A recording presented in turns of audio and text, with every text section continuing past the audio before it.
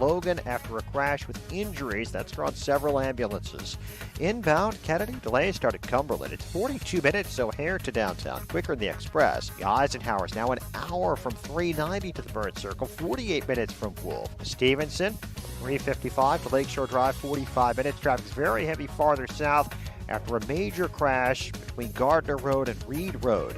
On the ride from 95th to downtown, it's 20 minutes. I'm Jim Talamonte on AM 560, The Answer. Worried about basement flooding? It's time to call Permaseal, 800-421-SEAL. Chicago's Morning Answer continues next. Sunny, breezy in your forecast this afternoon, high 55. Clear and cold, 37 overnight, and sunny and 61 tomorrow. 42 at O'Hare. Next news at 8. Chicago's Morning Answer with Dan and Amy continues next on AM 560. The Answer. From the Matrix Home Solutions studios, this is Chicago's Morning Answer on AM 560. The Answer. Listen to AM 560 The Answer online at 560theanswer.com, on the AM 560 mobile app, on your Alexa-powered smart speaker, and on TuneIn, iHeart, and on Odyssey. Mike Madigan runs the Democratic House floor for 30-plus years running. He's promising this and he's stealing that. Where can you get that kind of money? He's using your house like his own piggy bank. You ought to know by now. You can pay off your house here in Illinois, but you can never keep up with the taxes. Oh, how it's always been the plan to have a taxpayer pay, no doubt. Not a matter of if anymore, but when. You're moving out. I said, when you're moving out. That means it's time for our weekly hit with Ted Dabrowski, president of wirepoints.org. All things public policy related as it pertains to Chicago and Illinois. Ted, thanks for joining us again. Appreciate it. Good morning, Dan. Good morning, Amy. Morning. So, now are we at the foot of that COVID bridge that I keep hearing about, or to go to La La Land and Candyland? Where are we? Where's Illinois in terms of states that are reopening, Ted? Well, we're pretty far behind states that are reopening, but we might have our beginnings here. We're going to go on this bridge. This bridge is supposed to start, the 14th? Yes, Friday.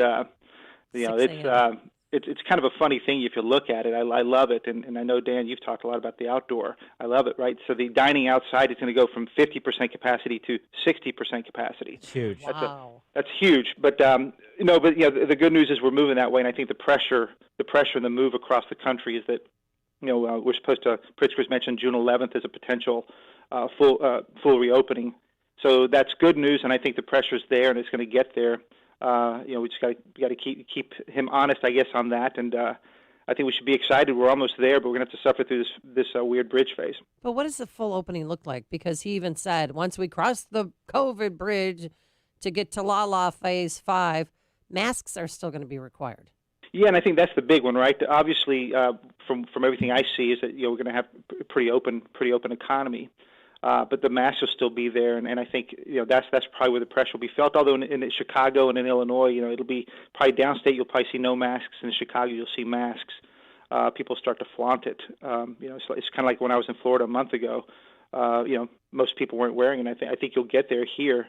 We'll see what the battle looks like because he'll want to keep imposing that. And I think we need to worry about schools in the future. I think that's going to be the big one in the fall. What happens with masks? Oh yeah. Your colleague Mark Lennon over at Wirepoints wrote about another House bill, trying to keep track of all the bad legislation circulating in Springfield. That's a big job. House Bill 3914, the Positive Action Act, passed in the House, moving in the Senate. Supermajorities of Democrat, Socialists, both chambers, of course. It would have state agencies give hiring preferences to anybody with a protected characteristic. Generic language there, that is defined as any characteristic which may be used either directly or indirectly to discriminate against or place at a disadvantage such persons having that characteristic. So now you get to lobby for your characteristic, your identity characteristic, whatever that may be. We're not talking about race or gender. Those are already protected classes. We're talking about things like, I don't know, like height or weight or attractiveness or hairstyle, or is there any limit to this? I mean, you couldn't make this stuff up, right? And I think what makes Illinois so important for groups like Wirepoint and your show pushing back is that this stuff passed the House, and it's a kind of bill that could pass Illinois and become kind of a benchmark bill for other states. So it's why it's important to push back, even if people think Illinois is going way too far on the pendulum. What they're doing is they're reframing affirmative action, calling it positive action. A short guy like me will be able to say, hey, I'm being discriminated against. It's not fair. I want that job. And, I guess it'd be bad if it's in the NBA. But I would say I would say that somebody has read Harrison Bergeron, Kurt Vonnegut's classic, but I know that most of the General Assembly is illiterate. So I think they're just accidentally lurching into such a facetious dystopian world as was described as Harrison Bergeron. But the other interesting thing about this is not only can you create a benefit by organizing a class of short people, for example, Randy Newman, but you can also then impose a cost on people who are tall or strong or thin or attractive. I mean, theoretically, you could go down that road, right? Well, I mean, think about it. In Mark's piece, there's a guy named Greg Mankiw. He's a famous economist in the U.S., and he joked about it. But they studied taller, handsomer people make more money than a short, less attractive one. And Dan. Right, yeah, Dan.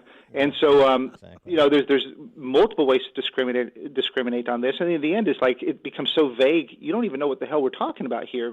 How do you, when you have all these intersectionalities of different attributes, how do you measure them? And it becomes insane, really. Ted, I wanted to ask you about House Bill 2789, which pretty much gives the power in the IDPH, Dr. Nzike, control over all schools, not just public, but private schools, religious schools, all of them. And I know that there's been some amendments to the bill, but what's the latest on it? Well, that's a big push and a lot of concern, and you're seeing lots of parents, really worried about that. The whole reason for sending your kids to private schools is you didn't want to be, for many in the public school system, whether it's for, the schoolwork, or whether it's for the ethics, a different environment, and then for IDPH and the government to come in and say we're going to control when you open and when you don't, it's ludicrous. And but that's precisely what we're the kind of laws we're seeing out of Illinois. I don't know where the traction is right now, but it's out there, and there's been a huge pushback. We know, it wouldn't be surprising if those kind of things pass in Illinois. Yeah, because I heard IDPH didn't want that extra added responsibility too, so that's part of this. Hot potato. Well, and you're stripping the power of our local elected boards, which Right. we're having hard enough time getting control over as parents anyway. But now imagine trying to get Springfield to do something. Forget it. Oof. Chicago State Senator Mike Simmons has proposed legislation to withhold funding from schools that apply dress codes to hairstyles.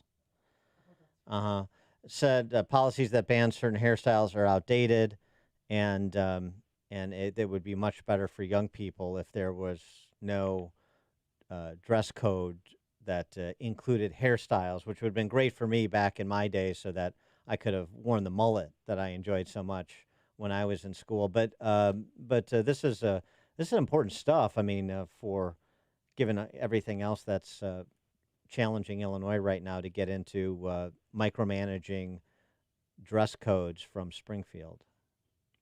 Well, you kind of hit on my sore spot that we've got time for these kind of laws, and if we spent enough time, we could come up with lots of these kind of laws. That they spend a lot of time in Springfield doing these things, but they won't talk about the things that matter. Right? They won't talk about pension reform or labor laws or the budget. We don't have any idea what the budget's going to look like and what's going to be in it and whether there's any kind of restraint. We don't know any of that. But we do know about hairstyles. Speaking of pensions, breaking news from Crane Chicago Business, the business magazine that covers Chicago rent seekers. Breaking news, Lightfoot says unfunded pension obligations are the greatest financial challenge facing the city post-pandemic. How about that? How about that revelation? Now, she's not going to do anything about it, but at least she properly identified it, so that's a start. Well, yeah, it's a start. It's the first time she said something about them, and she's, now she's passing the blame to Springfield, where it, the laws do come from Springfield. They're mandates from the state house, and so she's right that it needs to change there. But my guess is, she hasn't said I want to see a pension amendment and pension reforms. What she's saying is we need help, and she's saying is I want money. I want a tax increase, and I want you to do it. I want a tax increase. Give me the money. Fight for that progressive tax increase again. Yeah, no, exactly, and I mean that's exactly what she's doing is trying. Hey, I got my bailout money from the feds. If I get a little bit more bailout money from the state, then I can skate through 2023 in my reelection on these matters, and that's what politicians in this city and state have been doing for 50 years. Yeah, and they're all really good at it. They know how to do it. That's why they survived this long. Unfortunately, or fortunately for the reformers, the numbers, the math is stopping to work. But then here came along this $25 billion in windfall from the federal government. So all discussions of reforms are off the table right now. How about in terms of checking status, the effort to salvage the tax credit scholarship program, which has been targeted for elimination by Jelly Belly? Where does that stand? Well, so that's the battle's on, and I've had some good discussions, but here's a big concern we have about that. So for those listeners who don't know about it, right? There's a lot of kids who are getting these scholarships through tax credits, and there's a big concern in the movement that the win. People think that the win is just keeping this thing alive, no change to the program, but that'll be a big loss because what we need is an extension. They need to extend the sunset. This program sunsets next year, so we need an extension. We need more credit. We need more kids to participate, and we need the trade unions. They want to have a big participation in this scholarship because there's other ways for kids to learn in addition to schooling. Is also learning the trades. So this program needs to grow, but if we just stay put with it and nothing happens this year, just they don't touch it, but they leave it alone. That's still a loss. We need actual expansion, more time and more money to it. Eventually we need vouchers, right? This is just a short step to that. But the posture is right because Pritzker wants to reduce the benefit of the tax credit benefit and thus ultimately sort of backdoor kill the program. But the state of play in this fight this month it's happening. Is to just salvage the program as it currently exists. You're just arguing that it should be more aggressive, should be promoting an extension of it. Exactly. Not eliminating the sunset. Yeah, just salvaging it for what it is right now. Like if they keep it flat, that still won't be a win because this program dies next year if it doesn't get extended and if we don't grow it. So we can't just be satisfied with Pritzker, kind of keeping the status quo. We need much more than that. That's the real win. We talked about this a couple of weeks ago when the census data came out and Illinois losing a congressional seat this cycle. We don't know which one that'll be yet. But then over the last couple of weeks, there has been some questions about the census counts, particularly in both blue states and states that lost as well as states that gained, suggesting that there may have been some cooking of the books, that it was surprising that New York came as close as it did to not losing any seats. It was surprising that Illinois only lost one instead of two seats. From the research work that you guys do, have you turned your attention to that at all? Have you seen or heard any evidence that calls into question the numbers that were, the official numbers for Illinois in terms of the census? Well, yeah, we saw the numbers running around about how the blue states did far better than the projections, over the decade. And the red states ended up doing worse than the projections over the decade. And so, like anything, we ran our own numbers at Wirepoint, and we pretty much matched what was being said. And so I've got the numbers right in front of me. And it's we're going to put something out on it because it's very shocking how that happened, and it's hard to find the arguments for why that happened. We understand that places like Illinois spent a lot of money to get the count higher, right? And presumably there, you got a lot of people who are not counted, who might be immigrants and things like that, who are now counted. But then what's the story for the red states to go down? It doesn't make sense, and so we're going to dig into it and we'll put something out. But it does raise a lot of questions about these these census numbers. It doesn't make sense. All right. Well, we'll look forward to more scholarship on that topic from you and your colleagues at Wirepoint. Ted Dabrowski, president at wirepoints.org. Ted, thanks for joining us. Thank you. Thank you. And he joined us on our turnkey.pro answer line. The more you listen, the more you'll know. This is Chicago's Morning Answer. Morning Answer on AM 560. The Answer.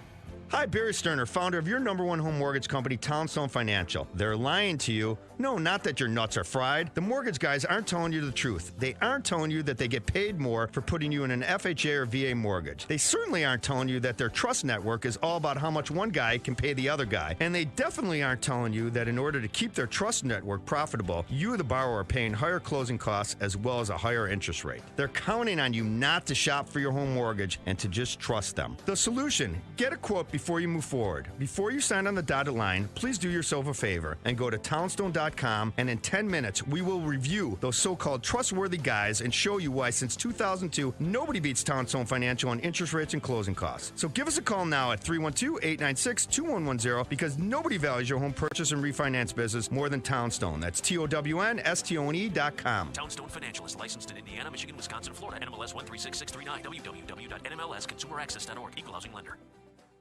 All right. Remember last year's historic rainfall? A lot of basements flooded, crawl spaces. And as much as they loved helping all of you homeowners out there solve your problems, they'd prefer to help you avoid them. That's why now when there's a calm before a storm, it's the best time to call Permaseal. 800-421